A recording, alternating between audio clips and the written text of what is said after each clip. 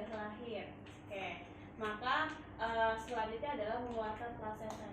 Nah, sebelum kita melakukan suntik oksitosin, kita cek dulu ada tidak janin kedua. Cek janin kedua, ada tidak janin kedua. Ternyata tidak ada janin kedua, baru kita suntikan oksitosin. Ibu, ini karena selalu kita jangan lupa informasikan kepada pasiennya. Ibu, ini karena plasentanya belum lahir, jadi saya bantu ya Bu ya untuk mengeluarkan area-area dengan menyuntikkan oksitosin. Ini untuk membantu pengeluaran plasentanya lebih cepat. Oke, saya bantu menggunakan oksitosin. Beritahu ibu akan suntikan 10 unit oksitosin secara intramuskular di sepertiga paha bagian luar. 10 unit. Kalau tidak ada oksitosin, ya kita lihat yang terpilih. Kalau tidak ada oksitosin, boleh menggunakan oksitosin alamiah dengan cara merangsang puting susu ibunya. Oke, dirangsang sehingga menghasilkan oksitosin alami. Kalau nggak ada juga oksitosin, dirangsang oksitosin alami nggak berhasil juga. Kalau ada ergometrin, boleh menggunakan ergometrin. Namun ergometrin tidak boleh diberikan pada pasien yang mempunyai hipertensi, diabetes, dan penyakit lain-lainnya, karena beresiko terkena penyakit cerebrovaskular. Jadi pastikan dia tidak ada riwayat hipertensi. Oke.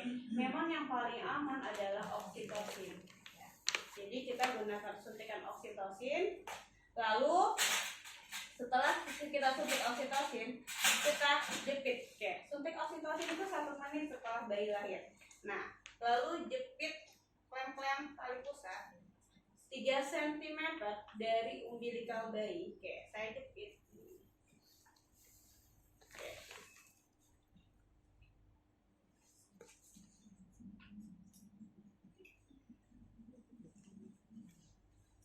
Saya jepit 3 cm dari umbilikal. Oke, urut. Lalu 2 cm dari klem yang pertama.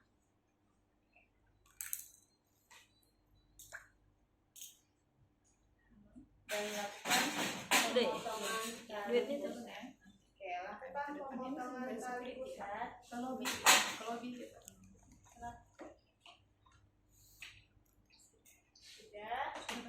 Lalu kita lakukan pengikatan. Izin keluar sebentar ya Bu. Ya. Lakukan pengikatan tali pusat. Di APN masih menggunakan pengikatan tali pusat menggunakan benang tali pusat, karena di Indonesia belum merata semuanya.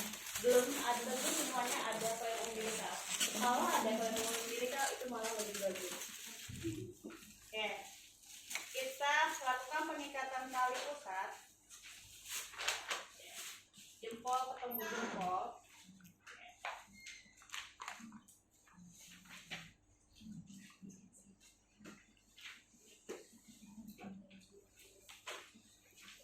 Ya, lakukan pengikatan jempol ketemu jempol. Pastikan tidak ada rongga. Oke. Lalu di bagian bawahnya diputar balik.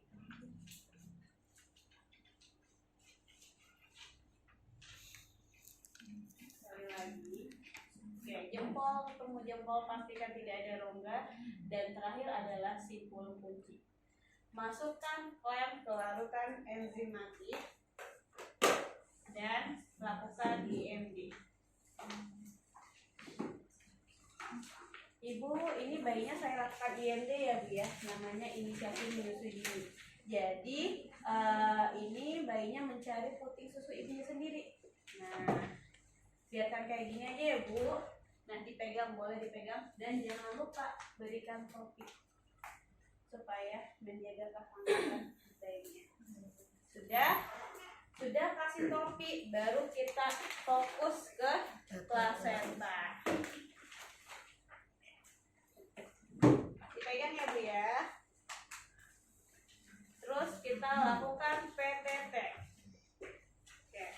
Sambil tangan kita melakukan dorsofrenia. Sambil lihat tanda-tanda pelepasan plasenta ada apa aja Bu? Semburan darah. Ada semburan darah secara tiba-tiba. Lalu yang kedua, Ini tali pusat memanjang. Tambah panjang. Lalu yang ketiga, Gluburan apa sih? uterus Terasa gluburer. glubural. Uterusnya berkontraksi. Tali pusat bertambah panjang, ada semburan darah secara tiba-tiba, dan uterusnya globuler atau berkontraksi. Oke, kita lakukan PTT, peregangan tali pusat terkendali. Oke, PTT sambil tangan kiri kita melakukan dorsokranial. Oke. Jika sudah dekat, dekatkan kembali 5-6 cm di depan vulva.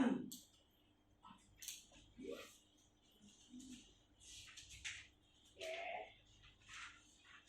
Boleh bawa ke bawah seperti Norway.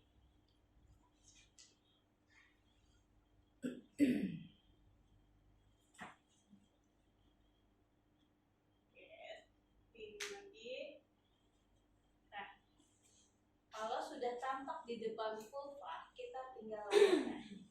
Nah,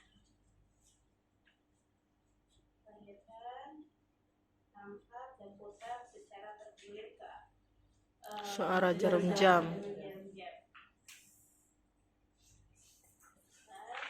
Nah, jangan lupa Masase. setelah plasenta lahir wajib harus segera lakukan masase. Nah, tadi saya lupa. Oksitosin, kalau misalkan di daftar tilik kan memang kasusnya ada yang ternyata sudah disuntikan oksitosin yang pertama tidak lahir juga 15 menit. Tinggal ibu bilang aja suntikan oksitosin yang kedua. Ya.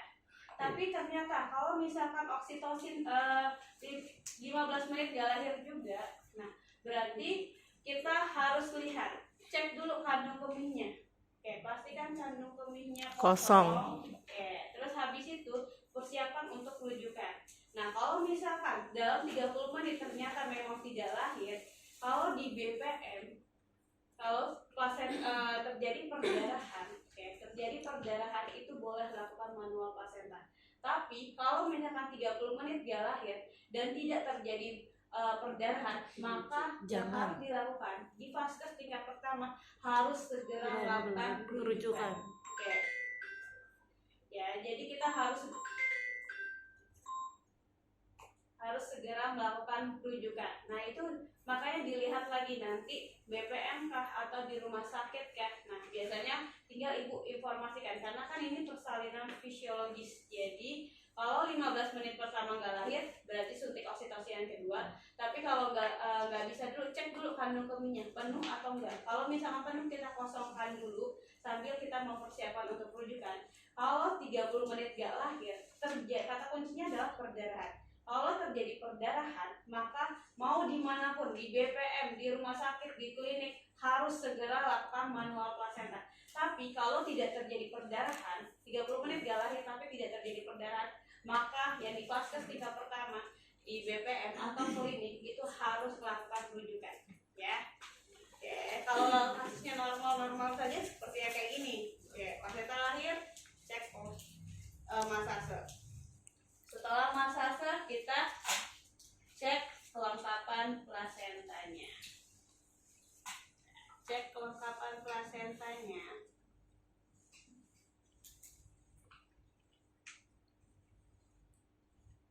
Oke, cek kelengkapan plasentanya, cek kotil dari sisi maternal dan sisi fetalnya. Di sisi maternal dan sisi fetalnya. Yang di sisi fetalnya ke arah janin, maternal ke arah ibunya. Oke, di sisi fetalnya kita cek kotiledonnya lengkap atau tidak. Oke, kotiledon biasanya jumlahnya 15-20. Oke, diameter plasentanya kurang lebih 15-20 cm. Terus habis itu ketebalannya 2-3 cm, panjang tali pusatnya 45-50 cm. Terus habis itu lihat insersinya, perlekatan tali pusatnya. Perlekatan tali pusat itu lihat tali pusatnya. Ini kan sentralis, ada sentralis. Ada apa lagi, Bu? Marginalis, dan lateralis. lateralis. Kalau misalkan sentralis berarti di tengah. Tengah. Kalau marginalis berarti di pinggir. Kalau lateralis berarti sudah ke tepi sini. Ya. Jadi sentralis, Marginalis, dan lateralis. Oke, kita lihat ternyata insersinya sentralis. Cek juga selaput ketubannya lengkap atau tidak. Ya, ternyata selaput ketubannya utuh. Terus kita cek sisi maternalnya. Ada nggak sih congkakan atau bolongan-bolongan? Terjadi perdarahan atau tidak? Oke. Cek kelengkapan plasenta, ternyata lengkap. Sama cek kotiledonnya, selaput ketubannya utuh. Nanti di oschek tinggal ibu informasikan saja. Cek selaput ketubannya utuh, kotiledonnya lengkap, dan insersinya sentralis. Gak usah semuanya tadi saya sebutin panjang kali pusat, itu hanya untuk pengetahuan ibu aja. Nah, terus habis itu kita cek robekan jalan lahir. Cek robekan jalan lahir. Cek di angka 12, 3, 6, 9. Melingkar. Secara melingkar. Ada tidak terjadi robekan?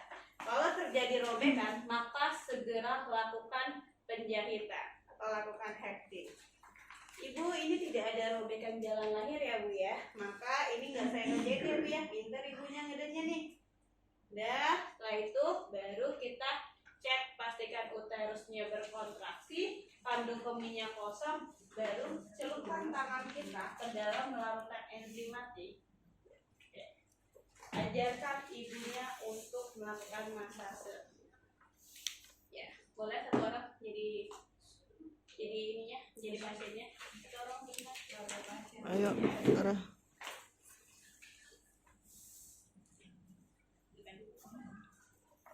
Ibu pegang ya Bu ya. Ini namanya ini keras ya Bu ya. Yang ini lembek. Kalau misalkan keras seperti ini itu bagus. Tapi kalau lembek seperti ini berarti ini tidak bagus Bu. Jadi biasanya terjadi perdarahan. Ibu putar selama 15 detik. Kalau perdarahannya masih serseran, maka segera panggil bidannya. Oke. Bapak ajarkan ibu dan keluarga. Oke. Bapak pinjam tangannya bentar Pak. Pak, ini pegangnya Pak. Ini lembek, ini keras. Kalau misalkan lembek seperti ini, Bapak putar selama 15 detik. Kalau misalkan ternyata perdarahannya masih banyak, segera panggil bidannya Pak. Sudah selesai, barulah kita cek KU ibunya. Cek KU-nya. Kita cek perdarahan itu lihat KU ibu dulu di sini. Jadi kita bisa mengidentifikasi perdarahan itu kita lihat juga dari KU ibunya. Kalau KU ibunya lemah, terus nadinya cepat, terus habis itu tekanan darahnya hipotensi, maka itu bisa terjadi tanda-tanda perdarahan. Oke, shock hipovolemi. Jadi kita cek dulu KU ibunya normal. Terus habis itu KU ibunya baik. Terus habis itu cek nadinya normal 82 kali per menit. Terus kita cek estimasi jumlah kehilangan darah. Oke, estimasi kira-kira berapa sih kehilangan darahnya? Kalau misalkan satu underfed full berarti udah lebih dari 500. Berarti sudah dikategorikan HPP. Ternyata kira-kira 200 cc. Terus habis itu setelah kita cek nadi KU ibunya, nadinya sama jumlah cairan, sekarang kita lihat bayinya. Tadi dilakukan IMD. Cek bayinya bernafas dengan baik tidak? Bernafas dengan baik, tidak terjadi nafasnya nggak megap-megap. Terus habis itu kita raba bayinya, dingin atau hangat. Kalau misalkan dingin berarti kita harus hangatkan di mana Bu? Di kamar. Oh, di kamar. Nggak langsung ke inkubator ya Bu ya, di kamar cukup. Nah, sudah. Ternyata bayinya juga hangat. Kalau ibu dan bayi dalam keadaan baik, barulah kita boleh beres-beres. Tadi kita udah cek ibunya bagus, bayinya bagus, baru kita beres-beres. Oke, bersihkan dari yang terjauh. Oke. Terus Ibu angkat pantatnya ya Bu. Angkat pantatnya.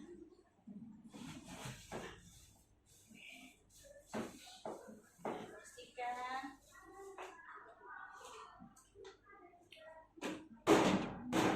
Bersihkan. Ini pakai larutan enzimasi atau larutan klorin boleh kalau untuk tempat tidur. Baru deh kita kalau sudah selesai tinggal pasangkan softtek, pasangkan celana dalam. Pakaikan Kain. sudah. Pastikan ibu sudah merasa nyaman. Anjurkan ibunya untuk makan dan minum.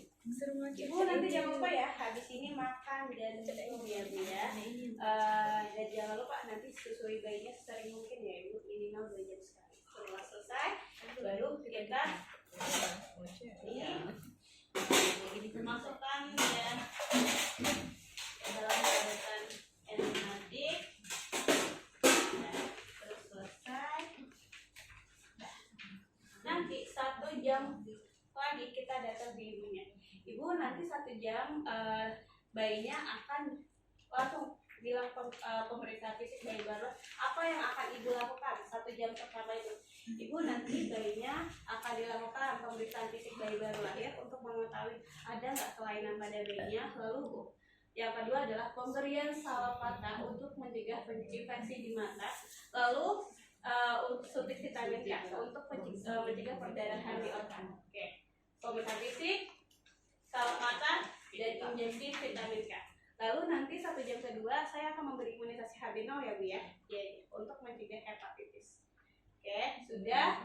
Tinggal kita beres alat dan ruangan, terus juga dokumentasi. Lengkapi fotograf dan dokumentasi. Dan pantau 15 menit jam pertama dan 30 menit jam kedua. Tinggal kosongin saja. Selesai sampai situ. Sampai sini ada yang bertanyakan Bu? Jadi banyak ngomong ya Bu di kala 4. Iya.